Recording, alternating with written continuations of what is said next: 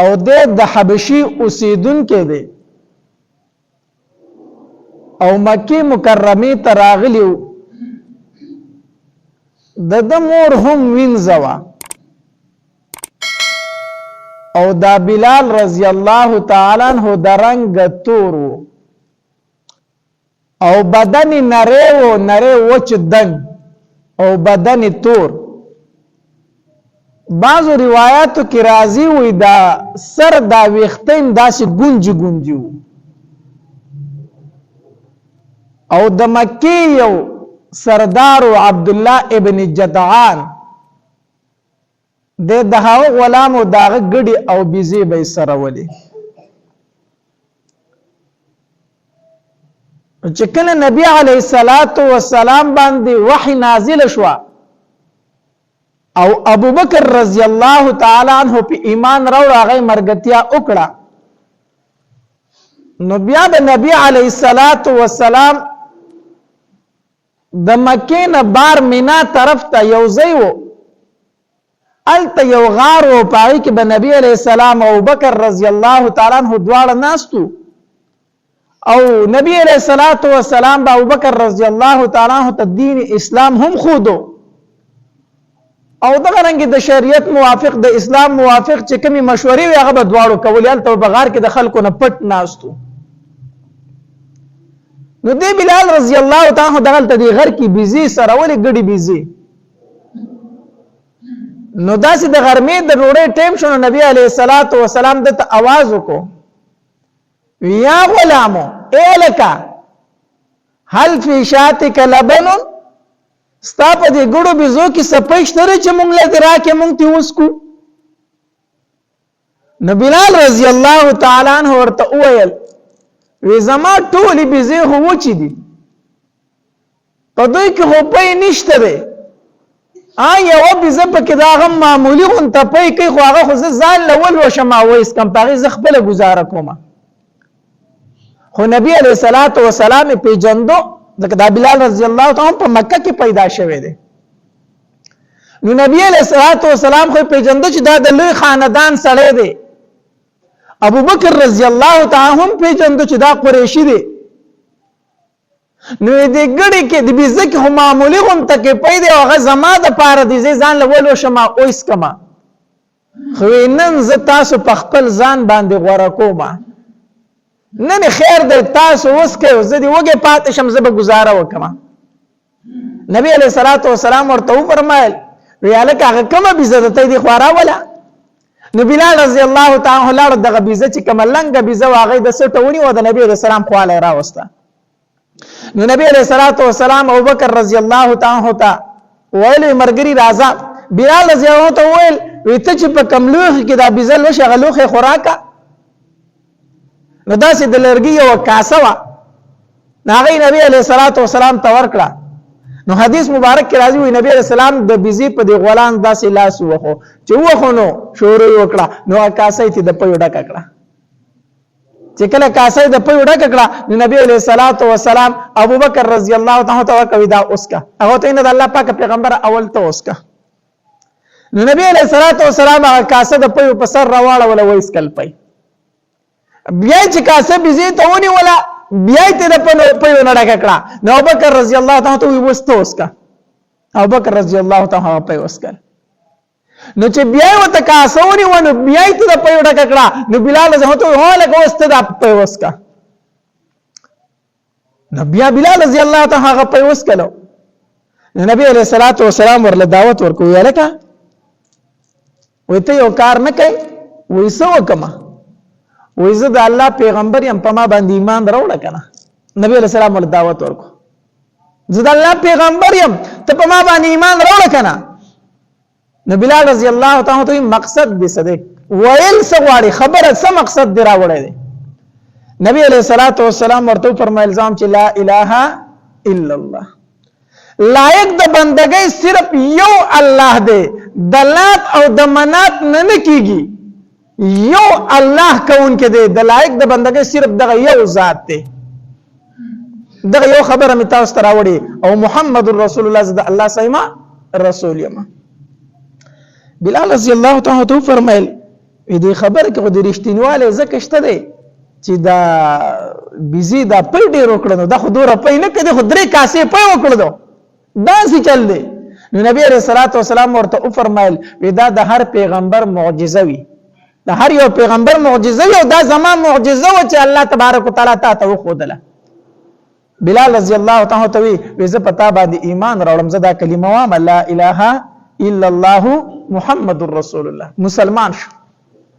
نبی علیہ الصلوۃ والسلام ورته فرمایل بلال ایمان خو دې راوړو خو ګوره چاته غږ ونه کې دا خبره پټ ساته ابتدایي وخت اسنه چې مشکلات راته جوړ کې بلال رضی الله تعالی فرمایل ټیک د چاته غږ نه کومه ګړي بيزي چې کوړه وشړلې اوس عبد الله ابن جدعان چې کوم د سردار او مالک وو هغه چې ګړو بيزو ته وکتل اوس ګړي بيزي داسې سربي دي مړی دي تشي پورته پراته دي اوس هغه لنګ بيزي ته وکتل داغه غولان زدا سي د پيو بیا را پړسېدل دا هغه مالک ورته وی بلال زما په خیال چې زید مونته دی ښا ساری دی بغډیر خولي ماړه کړی دي زید مونته بیا د پاره چم ګړي بيزي شړ دغه طرف ته شړ خو بل چاته خیا مګوره ګړي بيزي دغه طرف ته شړ بلال رضی الله تعالی عنہ فرمایله ښا روزانه به بلال رضی الله تعالی عنہ دغه طرف ته بيزي را شړ دي او د نبی علیہ الصلوۃ والسلام او د ابوبکر رضی الله تعالی سره په پټ کې ناستو او شریعت په ازدکو دین اسلام به ازدکو د خلکو نه په پټه باندې خو یو ورځ د خانه کعبه نه طواف کو غیر چا پیرا د چکر طواف کو بلال رضی الله تعالی کنا نو په خانه کعبه کې به بوتان پراته و د حرم خو د بوتانو ډکو نو بلال رضی الله تعالی داسې غیر چا پیرا وکتل نو په نظر نه راتلو نو داسې توکانی په یو بوت پاندې ورټوکړي پاغیو بوتی لاړې ورتکړي وی توپ شو پتا سو د لعنت شډیر خلک خو گمراه کړي دي اوم خو خلک په خپل لاس باندې جوړ کی او بیا درته سجدي کوي او بیا در نظامن غواړي او مالونه غواړي او مصیبتونه درنه ایمان لري کا سوالونه درنه کوي نو خو په خپل لاس باندې تراشوم درنه بیا حاجتونه غواړي وی توپ شو پتا د لعنت شي پاغي بوتی لاړې ورتکړي د چاولې دو چې چاولې دا خبره ابو جهل ته وکړه هغه بلال غلام نه دی د عبد الله ابن جدعان هغه غلام دا خبره ابو جهل ته چا وکړه وی دا بلال غلام نه دی د عبد الله ابن جدعان چې کوم غلام دی هغه نن دا چلو کو په حرم کې په بوت باندې لاړ ورته کړی ابو جهل وی ښا ابو جهل چې د خبرې نه خبر شو راغی په عبد الله ابن جدعان پسې رده چې کوم مالکو وی تم صاحب شوی نعوذ بالله دوی نبی علیہ الصلوۃ والسلام ته بی دین وي نو چې داغه په څوک ملګری نو دا بی دین شي وي دي نو عبد الله ابن جدعان ته ابو جهل وی تم صاحب شوی او تم لا تو منات او غزاد پرې خودل او د محمد د رب بندګی دي شروع کړه نو عبد الله ابن جدعان ورته وی دا څه خبرې کوي دا ته چا ویل دي په ما باندې دا شک مکوا او کوس غوارم نسلو خان بدو خپل بوتانو پنوم باندې قرباني کما زه خدا غو دومره عزت کوم او ته ما ته چې تعالی منات پرې خپل بوتان دي پرې دي نو ابو جهل ورته چې تا نه دي پرې نستا دي غلام ولي پرې دي څنګه زما غلام پرې دي وستا غلام نن په مکه په حرم کې په بوت باندې لاړې ورته کلی دي نو چې د صاحب شوی د غلام دومره څنګه همت کې دیشي چې مالک اجازه نه خدا سره ستام لاس ته زکه کنه غ صاحب شوی دی وی ښا زما غلام دا چل کړی وی او عزت نه خبر وس په زخواخ شم روایتو کې راځي عبد الله ابن جدعان چې ردکم سردار په دې ظلمونه شروع کړ خبر په مکه کې خوره شو چې بلال ایمان راوړی دی په نبی علیہ السلام صاحب شوی دی بس ظلمونه په شروع کړو نو په مکه کې یو سردار او ډیر ظالم دا غنوم امیه ابن خلف دا امیه راغی او عبد الله ابن جدعان ته ویلو دې ته مال راکړه دې ته نشي سمولې دا بلال ته مال راکړه دا ته نشي سمولې مال راکړه هغه ورته وایله دا مصیبت زمانه لري کته واله نو امیه ابن خلف دا بلال رضی الله تعالی عنہ واغس چې وای غستو هغه چې بیا کوم ظلمونه کړی دي تاریخ لیکي تاریخ وی پشګو کې به سم لو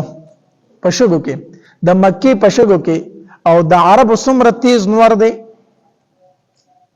هغه چې انسان ویني فتح ورته لګي وي په دې سړک باندې په پیزار کې په دې غرمه کې خپنه شي کې خو د پیزار د تلې ویلي کوي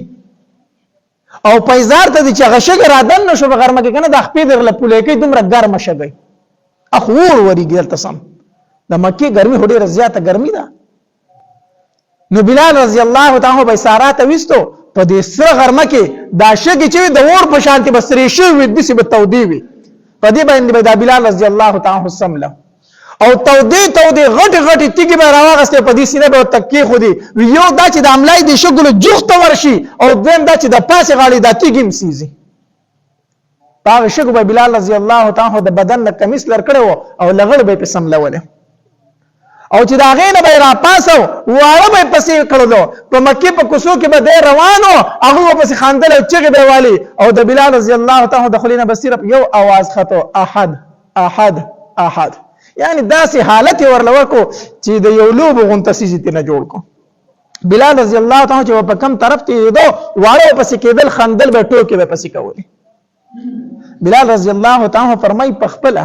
وې دا صغره نه د صغره دا صغره چې دنو دا د وسپن یو کمیس ته او دی بدن ته داسې داخله کوچې کړي جوړ چې دا تور په اثر نه کوي اصل وسپنی بلال رضی الله تعالی فرمای وې دا صغره به غرمو ته یې خونه چې دا به نور تک سرکړه ګرمه به کړه نو دوی به زما بدن ته راواچوله چې زما بدن ته راواچوي زما بدن به ټول تڼا کې شو پولې به پیودري دي بدن به تڼا کې شو پولې به پیودري دي داسې ظلمونه بیا دی بلال رضی الله تعالی سره کول یو ورځ دا بلال رضی الله تعالی په تودو شګو سملول دي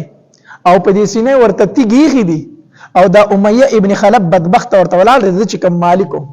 او ورو ته وی راځي پکانو ولې ما شومان راځي او کانو باندې ولې خان دی پوري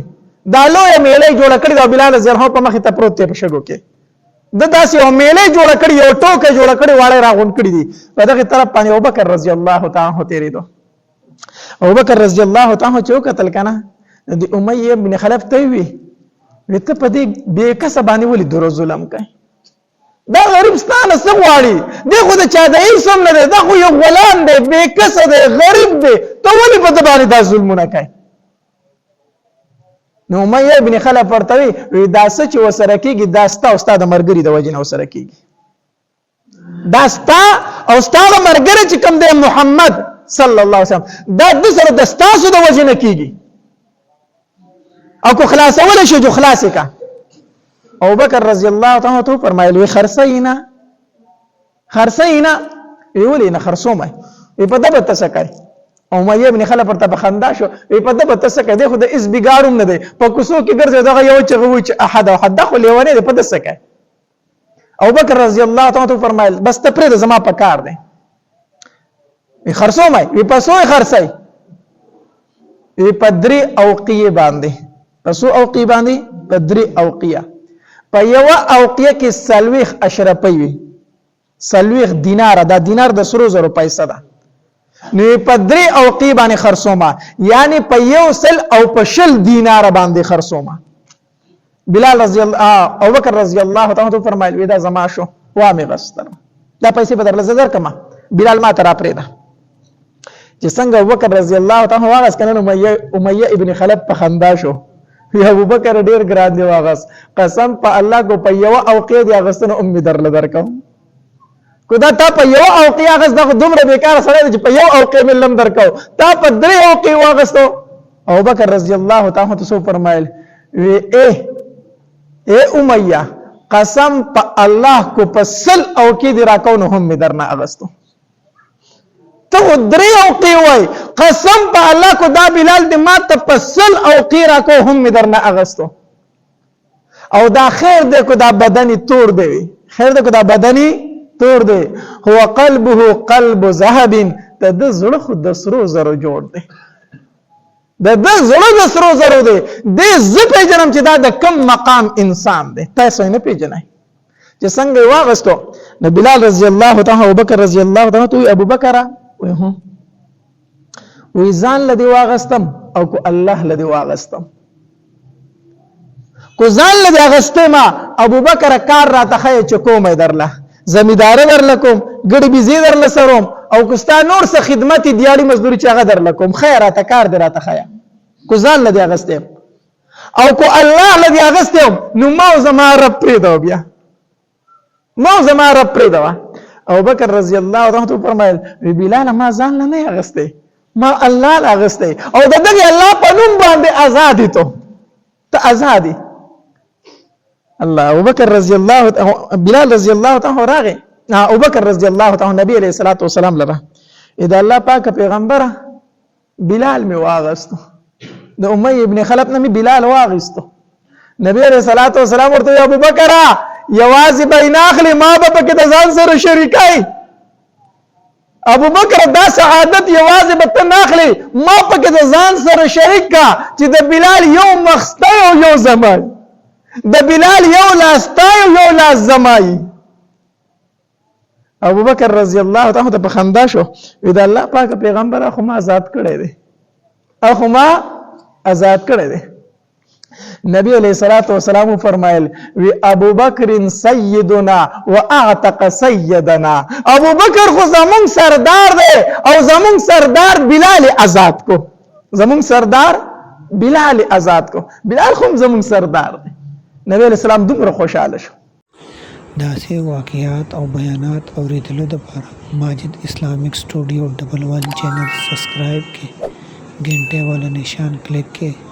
چې همیشه داسې ویډیوګانې د مولانا هاشمي صاحب په आवाज باندې تاسو مخې ته راځي خپلو ملګرو سره یې د ثواب په نیت شیر هم کړئ او په کمنټس کې سبحان الله ماشاءالله الحمدلله ولیکئ والسلام